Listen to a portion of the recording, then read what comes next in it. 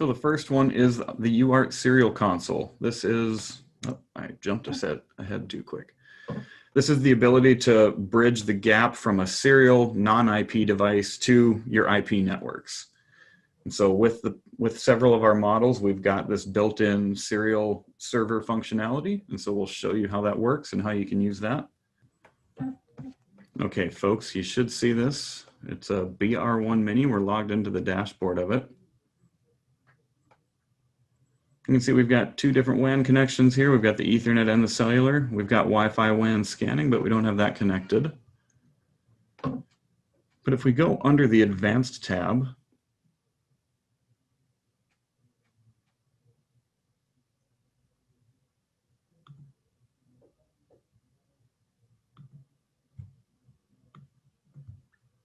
you can see down here under miscellaneous settings, there's a section called UART. If you don't see that in your router, you probably don't have a router with this serial functionality in it. So just double check the model you've got if you don't see that in there. By default, this is off. So if you enable it, that will enable this functionality. There's a few security settings here, so you can control which devices are allowed to access this. So you can specify specific IPs or subnets that are allowed to access this serial port functionality. So you've got some security controls where you can restrict access to it. In my case, I'm not doing that. And then there's a web console here, so you can enable or disable the web console. And so I will zoom in a little bit here. Hopefully you can see this. This little tooltip shows you how to access this web console.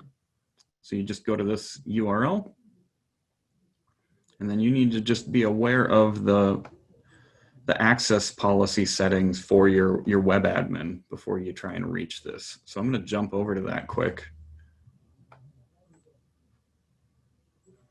So this is just the system tab, and then the very first one is admin security. So we've got our username and password. Hopefully you've changed that past its defaults.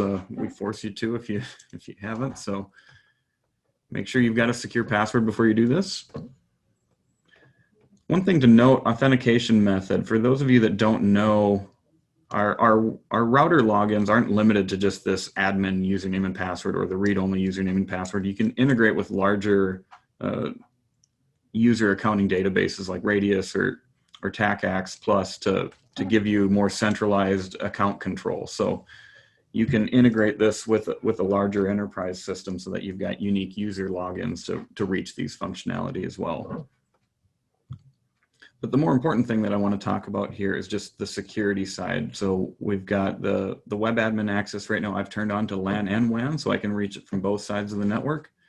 I've got it set to HTTPS only, and it's on the standard HTTPS port 443. So those are just things that you need to know and you need to have enabled before you can reach this remote serial console. So we'll go back to that page and just take a quick look. Like I said, that information is just right up here.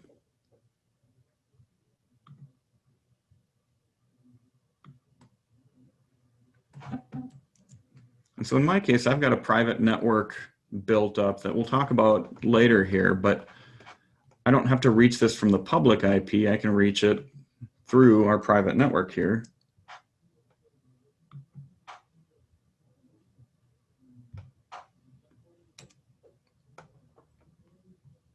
And so if I pull that up, you can see it says it's connecting to my Max BR1.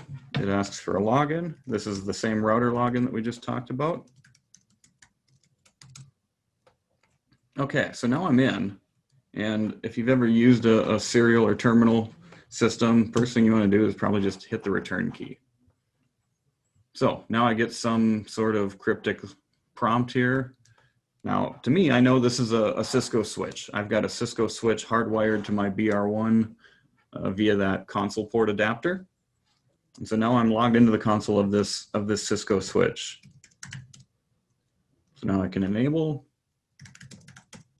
and we can just see what our Cisco switch config looks like. So that's pretty easy, right? And so if you've got a public IP on your device, you can do that way. If you've got a private network built out, you can do it that way. But this is just interfacing directly to the router on one of its interface IPs.